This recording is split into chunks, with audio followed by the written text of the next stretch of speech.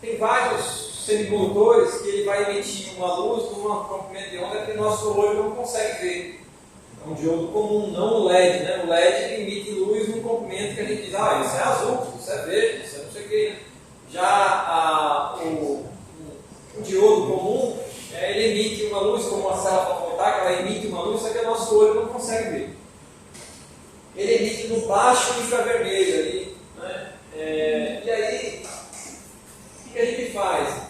A gente pega na câmera comum de celular, você tem um pouco de sensibilidade a esse comprimento de onda. Só que para um celular desse, o que eles fazem? Eles colocam um filtro para tirar esse baixo infravermelho que o nosso sensor consegue. Ele tem uma sensibilidade baixa, mas ele consegue medir. Mas só que numa imagem, numa foto normal, ele atrapalharia. Ficaria uma pessoa e tipo uma alma atrás, a pessoa vai dizer, tirou a foto da minha alma. Né? Então, na verdade, é o baixo infravermelho que você acabou medindo, né? com a câmera. Aí a câmera você faz o quê? Você coloca um filtro. O que a gente fez? Pegou a câmera e tirou esse filtro. Só que o sensor, para esse comprimento de onda, ele é muito fraquinho. Aí por isso ele coloca dentro daquela câmera e aí deixa uns 30 segundos o obturador aberto. Então a gente faz ficar circular a corrente pela célula fotovoltaica e abre o obturador da câmera e deixa lá captando luz. Como ela está toda fechada, vedada, né, a única luz que está vindo é emitida pela célula e a célula está emitindo esse baixo infravermelho. Mas só que aí é suficiente para criar essa imagem aí. Né? Então é assim que a gente capturou essa imagem do meio, que é a tal da eletroluminescência. Bom, aí, olha, mais um tema aí, né? Então, nessa mesma ideia de termografia modulada, a gente começou há uns anos atrás. Esse projeto teve muito azar, né? A gente começou aqui foi um aluno, o Dário, né? Foi um aluno da mecânica que começou a trabalhar com a gente e ele fez o TCC dele. Não, foi TCC? Não lembro agora se foi iniciação científica. Não, foi TCC. Aí a gente volta ali, professor, se ele ficar passando sozinho. Bem, aí o que a gente pensou, né? Olha, se eu volta mais aí. Bem, aí a gente descobriu, né? Sabe, né, que a célula cancerígena ela ela se multiplica de forma mais rápida e ela gasta mais energia, portanto ela aquece mais. O que é aquecer? Né? Não é o rejeito de quase tudo que a gente faz, né? Quer dizer, tudo que a gente não consegue transformar assim, a gente diz, a eficiência do motor é, sei lá, 60%, né? Então os outros 40% viram o quê? Né? Vira um monte de coisa que no fim vira tudo calor, né? Vira, sei lá, atrito, não sei o que, mas no fim é tudo, acaba aumentando a energia interna de algum corpo. Né? Bem, aqui, na verdade, o que a gente acontece? Onde tem uma célula cancerígena, ela tende a se multiplicar de uma forma errônea, né? Errática aí, e acaba gerando uma célula que se multiplica muito, então ela tem muita geração de calor metabólico e tem muito. Então ela é tipo uma fonte de calor, certo? Bom, aí passa aí, professor. Aí o que a gente pensou, né? A gente fazendo uma sessão aqui no corpo, a ideia é a gente colocar sensores, até hoje isso aqui tudo é simulação, né?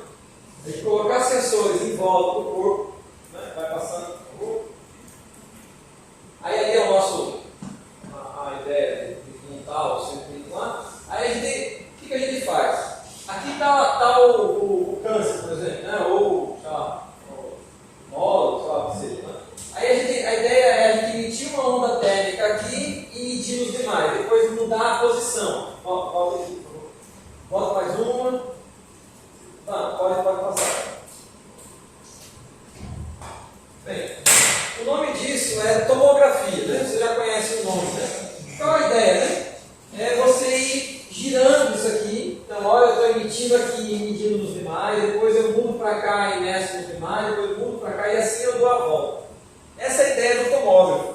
Né? O tomógrafo nada mais é, por exemplo, o mais comum de raio-x, né? A gente tira lá, vou tirar uma radiografia, vem lá um negócio de radiação, você coloca um aparelho aparato aqui atrás, emite o raio lá, passa no meu osso, não passa a luz, né? Não passa o raio-x, na verdade, né? Não passa o raio-x, aí eu vejo lá que aqui não passou. Aqui do lado é só pele, aí passa, né? Aí eu vejo, aqui é osso, aqui não sei o que, é o resultado do raio-x, né? Aí eu vou lá e vou mudando de posição. Como a gente não tem hoje, né? Você quer fazer uma imagem tridimensional, né? Você sai girando, hoje você vai lá na festa, lá tem até o treco que fica girando de volta. Bem, aí você pode construir uma imagem tridimensional dessa história. Se é possível criar uma imagem tridimensional, você também pode usar como um sensor, medir, eu emito uma onda aqui e meço nos outros demais pontos. Aqui é a simulação, eu estou aquecendo em um ponto e está vendo que ele vai mudando de posição e o resto do corpo, como é que está o perfil de temperatura. Isso é como se fosse uma onda, né, onde eu aqueço e ele vai se propagando. Aonde tem o câncer, você tem uma interferência nessa propagação de temperatura. Pode passar. Vem, volta. Eu achei que ia ter, né? Aí o que a gente fez? A gente consegue, atualmente, pode pôr no próximo. Aí a gente até agora conseguiu, né, usar a transformada, que é um problema inverso, chama, né? Você mede a temperatura da superfície, né? E você quer estimar como é nesse corte, né? Onde a gente colocou, onde a gente quer medir, né? Nesse corte. Eu quero saber como é que está, eu quero estimar onde é que está aquele defeito, né? Ou aquele câncer. Né? E aí com isso a gente então consegue hoje, a gente faz a simulação, coloca o câncer lá e a gente consegue detectar onde está, medindo as temperaturas do canto. Como? Como eu sei, nessa posição as temperaturas do corpo estavam S, nessa outra posição, né? Eu vou girando, né? Aí agora estão S, né? Com isso você só vai ter uma combinação que faz com que a interferência... Volte mais duas aqui, por favor. Volte mais uma. Aqui, pronto. Vamos lá. Só vai ter... como eu fui medindo aqui, digamos esse corpo aqui, tá vendo? Quando eu mido daqui, ele atrapalha para ir para esse sensor aqui, mas para esse aqui não atrapalha, nem para esse não atrapalha. Esse corpo aqui, ele só atrapalha esse ou esse. Quando eu mudar para cá, ou para outra posição, já vai interferir em outros sensores. E com isso você consegue detectar aonde o tal do câncer está. Né?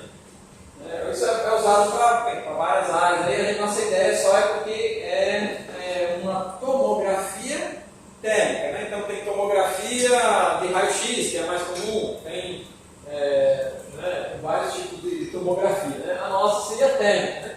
Onde a gente então emite uma onda térmica senoidal, né? E tenta estimar onde está o defeito. Atualmente a gente está tentando ver aí o nosso modelo ainda é muito simplificado, né? Digamos, é um modelo que considera o tecido totalmente uniforme, né? A nossa ideia agora é modelar efetivamente um corpo humano mais próximo, né, ao real, para ver se a técnica efetivamente funciona. Aí depois seria realmente montar, né? Então, é isso aí. Então temos assim e aí a gente está buscando aí parceiros aí para fazer a implementação disso aí, né? Porque já foge um pouco da universidade. Digo só, a ideia do giro é você localizar o volume, né? Porque... Não, então, a localização mesmo. Volte lá, por favor, se você... Pense como se fosse um raio, né? Ó. Um raio daqui para cá, esse cara não... Digamos esse aqui, ó. Um raio daqui para cá, esse não interfere. Nem para cá, mas quando eu vou emitir para aquele, ele interfere. Só que agora, quando eu mudo para cá, ele vai interferir esse sensor. Esse não vai. Quando eu vier para cá, vai interferir nesse sensor. Então, isso faz com que você, se você pensar o inverso, né, que é essa ideia que eles chamam de problemas inversos, você vai ter uma situação que só o câncer estando nessa posição é que vai interferir dessa forma. E aí você então detecta aonde o câncer está. E é assim que saem aquelas imagens de tomografia, né, essa ideia.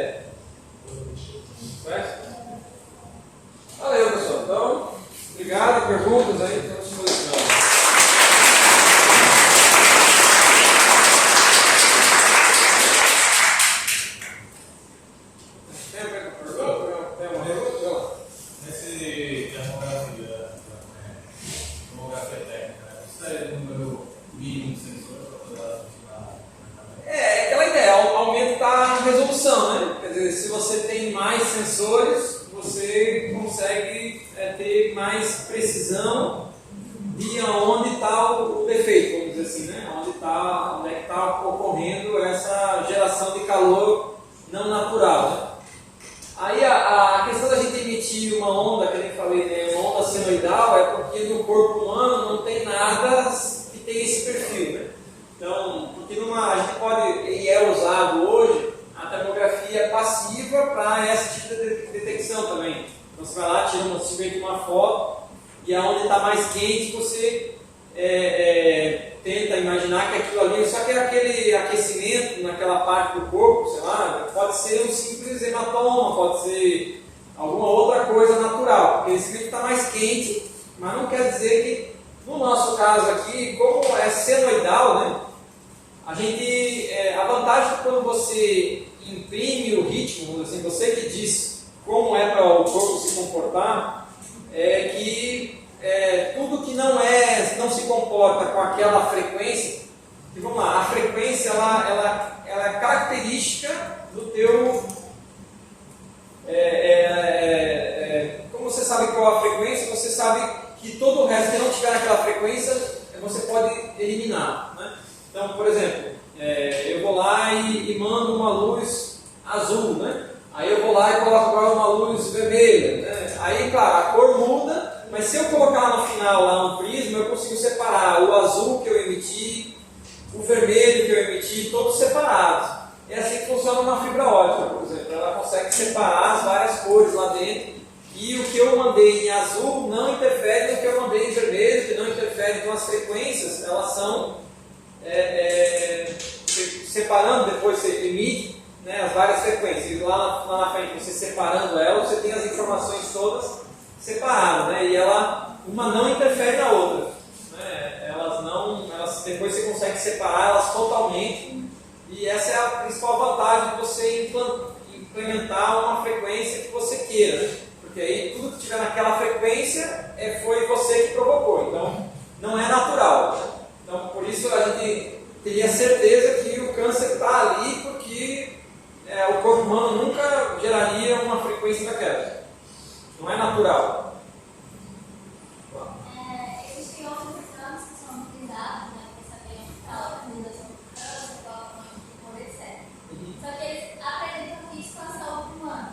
Eu queria saber se o tipo de estudo apresentou pode ser usado para detectar câncer e apresentar algum risco, qual seria?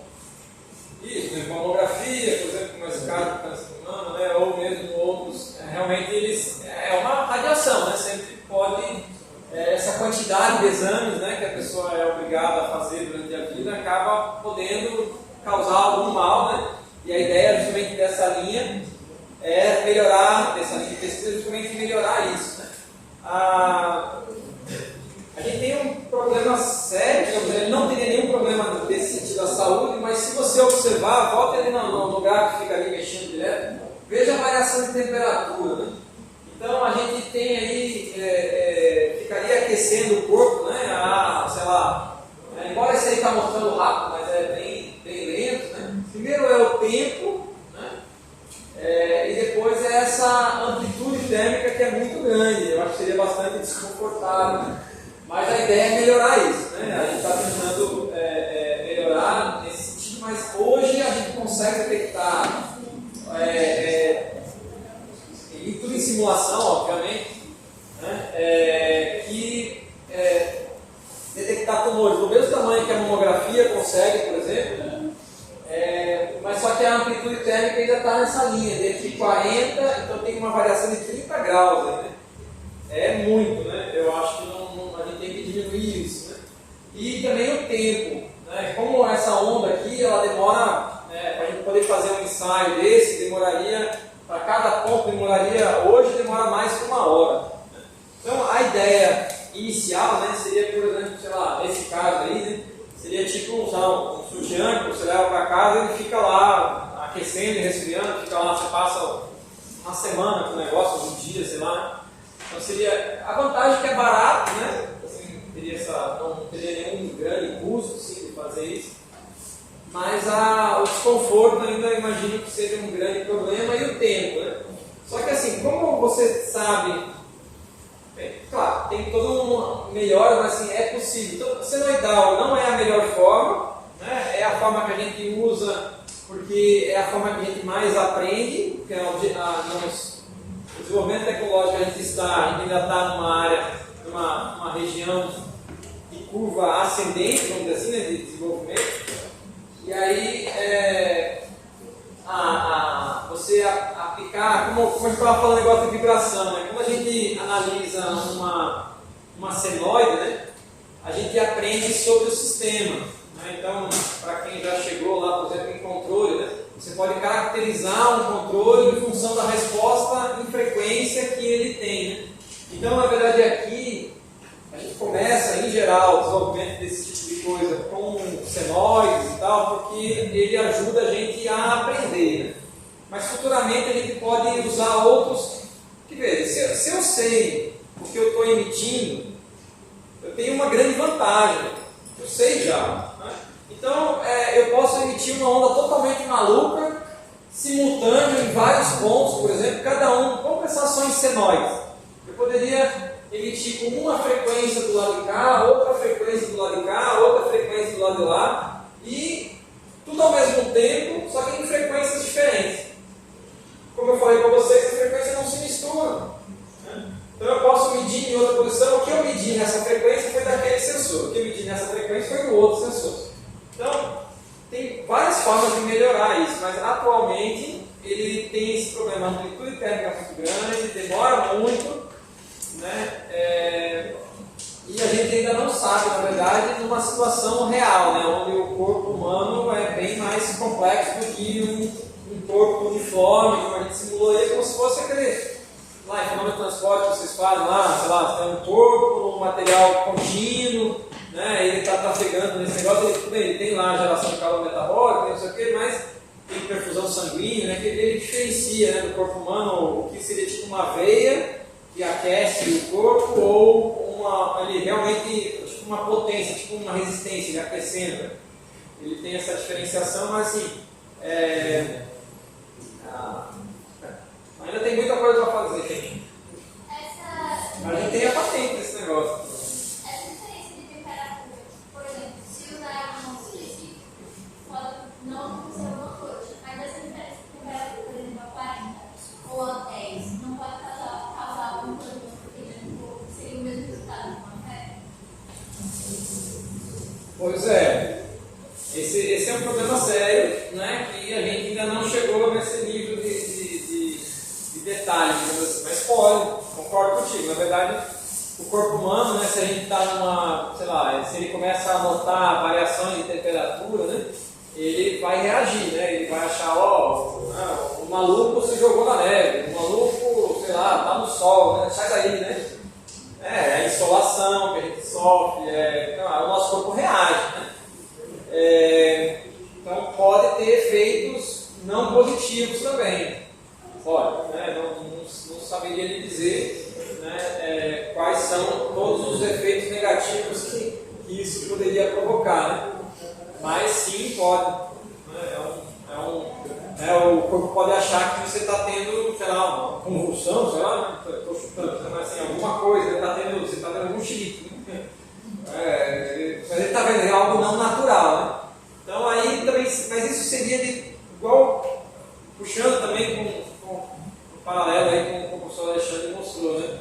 Que é justamente aí você tem que conhecer melhor o teu sistema, no caso, o corpo humano, e fugir daquelas frequências que o sistema vai entrar em ressonância. Então, sei lá, nessa frequência aqui o corpo humano entende que é uma febre. Mas se eu mudar a frequência, pode ser que ele não entenda que é uma febre. A gente pode enganar o corpo também, né? Mas é meio por aí a ideia. Isso aí é o problema que eu quero fazer agora. Essa questão de biomecânica, passando mais, né? A demanda de engenharia. Você acha que surge uma demanda da gente começar a entrar no espectro mais de especializar nessa parte biológica ou só cumprir a demanda do médico, por exemplo, você acha que é o suficiente? No caso da gente realmente conhecer, né, a parte do corpo humano, como é que vai reagir mecanicamente. Eu não entendi exatamente o que você está querendo. Se eu for projetar um braço 3D. Tem que saber como é que o corpo humano vai reagir de acordo com o certo tipo de coisa. A gente, como engenheiro mecânico, não tem essa competência de entender o corpo humano. Cara, então, a minha visão, cara, é que quem põe o limite no que a gente faz somos nós mesmos. A natureza não tem limite nenhum, não sabe, a natureza não sabe o que é engenheiro mecânico, não sabe nem o que é engenheiro, também não sabe nem o que é ser humano.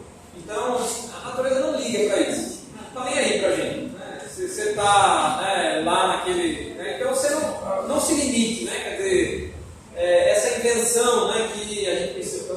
Essa invenção que a engenharia mecânica vai até aqui, e não sei o quê.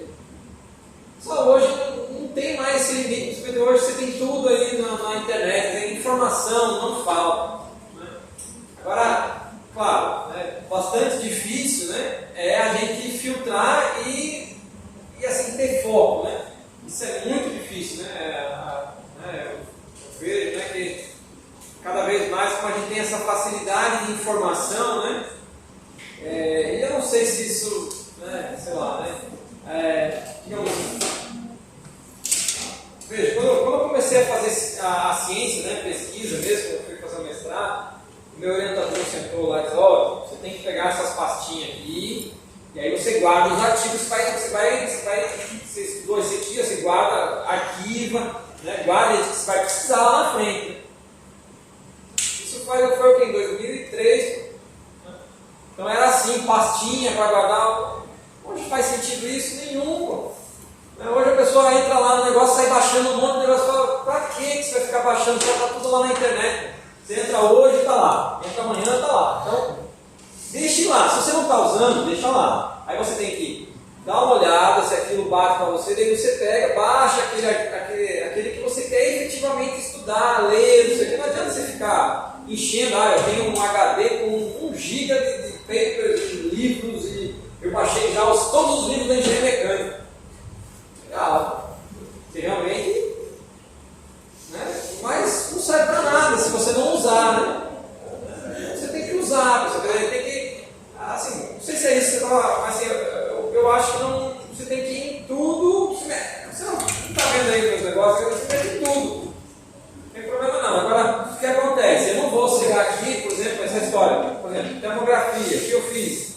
Fui lá, né, no Rio, lá, e bati na porta lá, ó. Né, vocês que sabem fazer, né? Se não estão precisando de uma ajuda na área lá do algoritmo, lá na detecção, né? A gente é bom nisso, né? Aí, processamento de imagem, vou lá, bato na porta, ó, professor Eduardo, você que trabalha com processamento, né, de visão computacional, não sei o quê, pô, me ajuda aqui, como é que é isso aqui? Aí bate na porta do outro, é assim, pô. Ninguém sabe tudo, né? Aí você vai lá, bate na porta de um, bate na porta do outro, vai aprendendo. Outra vantagem da universidade. Né? Não percam essas grandes oportunidades que a universidade, só de deixar, né, ter esse ambiente, essa universidade, né, é muito bom. Vamos lá. Professor, pegando ali o gancho da pergunta dele, tipo, sei lá, há 20 anos atrás, comparado a hoje, que o engenheiro mecânico hoje em dia tem a maior necessidade de conhecer a programação, por exemplo. Eu acho que foi essa a dúvida dele, então eu vou fazer a pergunta. Certo, não para frente. A gente vai ter a maior necessidade de um conhecimento biológico. Aprofundar a biomecânica. Olha, conhecimento é exponencial, né? Você vai precisar cada vez mais. Na própria área, assim, o nosso conhecimento mesmo. Essa preparação vai ser, se você acha que algo vai ser realmente limitado. Então, eu realmente. Vamos lá. Então, deixa eu sempre estou, obviamente, passando a minha visão que eu imagino, claro. Né? Não estou respondendo por ninguém. Né? Mas o que eu vejo? Né? O que é ser engenheiro? Né? Vamos voltar para aí. Né? Para mim, engenharia, aí inventaram um monte de mecânica, elétrica. O que o engenheiro tem diferente, por exemplo, de, sei lá, de um advogado? Né? É uma forma que a gente tem de analisar um problema. Enquanto aqui começa a pegar fogo, né, a gente já começa a pensar, ó, tem um sensor, o negócio começou a pegar fogo, a forma de sair daqui, né, de sair do prédio é assim, a forma que, se tocou 3 vezes o bip lá, significa tal coisa. Quer dizer, a gente, né, a gente é treinado, né, e é isso que vocês estão sendo feito, né, com vocês, é um treinamento, né, a lhe condicionar a ter uma resposta que seja interessante para alguns casos, como por exemplo esse, você tem uma ação, né, no caso de um incêndio, né? Então você está falando, por exemplo, na área biomédica, né? Ok, são áreas, então tem várias áreas que crescem, né? Eu acho que a biomédica é uma que não tem como diminuir, né? Só vai cada vez aumentar, até, né? Tem a gente vê aqueles filmes de ciborgue, não sei o que, né? Que vai misturando, né? Eu acho que vai caminhar meio para isso, porque o ser humano é meio maluco, né? Ele quer, né? Sempre quis voar, e aí de repente começa, né, a voar, agora quer não sei o que, agora a gente tem que enxergar mais longe. Não, agora quero colocar um olho que eu consiga ver também no infravermelho, que eu consiga não sei o que. A pessoa é meio maluco, vai ter sempre doido e coisa indo para essa direção, tanto para a cura quanto para, sei lá, outras coisas, né? Outras coisas até pior que sempre né? O vírus aparece, né, se desenvolve mais rápido que a cura, né? Bem, aí eu acho assim, a área biomédica é uma área muito interessante, que eu acho que tem um potencial enorme, né? Toda a área de saúde, né? A área mas de novo, né, eu insisto que vocês ampliem, né, que não, né, por exemplo, né, então lá quando começou lá, os primeiros slides lá, né, fugindo um pouco, acho que eu não consegui responder a pergunta, né, lá aquele da eixo engenharia lá, né, então na época, por exemplo, foi avaliado aquele projeto da Pizza, eu sugeri para ele, não, vamos fazer uma parte que a gente ia fazer o pessoal da empresa falou, não, vamos fazer lá no Cimatec, que eles são mais organizados, não sei o que. Eu falei, não, vamos ver se dá para fazer uma coisa aqui na empresa Júnior. Fazer os ensaios, era a história de fazer os ensaios. Aí a gente levou para a empresa Júnior, eles fizeram lá, tinha um comitê lá, tinha 13 alunos, não sei o que. Aí, não, isso não é engenharia mecânica, não. Cara, eu acho... Oi? Eu acredito que isso que eles estão perguntando vai muito para a questão da multidisciplinaridade. Porque, por exemplo, tem um departamento de fonoaudiologia e eles estavam atrás de alunos de engenharia mecânica para auxiliar eles em máquinas que eles tinham idealizado, mas que eles não saberiam programar ou até mesmo fazer aquela máquina em si. Então, eu acredito assim, que por mais que você queira se especializar em uma área mais biológica, você até pode fazer isso, mas você nunca vai saber. Você sendo engenheiro, você nunca vai saber tanto quanto um médico, por exemplo, ou tanto quanto um biólogo. Então, desde a questão da multidisciplinaridade, obviamente, que se um cara passa 10, 15 anos estudando só aquela área, se aprofundando na área mais biológica e tudo mais, ele vai ter esse conhecimento, mas querendo ou não, a engenharia e todas as áreas trabalham dessa forma. Sempre vai ter, por exemplo, uma pessoa da medicina que está idealizando uma máquina, está idealizando um processo que ele quer que ocorra, mas ele não vai ter um conhecimento técnico que um engenheiro que passou 5 anos estudando tem que fazer aquilo. Então, aí está a coisa da multidisciplinaridade, que eu acredito que é isso que você está tentando falar, né? Eu acho assim que, pelo menos na minha experiência, né, também, porque eu gosto, né, tem gente que, vamos lá, é porque você fica pisando sempre em terra mais desconhecida, né? Se você, por exemplo, eu sei lá, fiz durante a minha graduação, eu gosto de vibrações, aí eu sei lá, me especializei nisso, me formei, aí eu trabalho lá no laboratório de teste lá da Embraer, com vibrações, aí de repente você, sei lá, por algum motivo você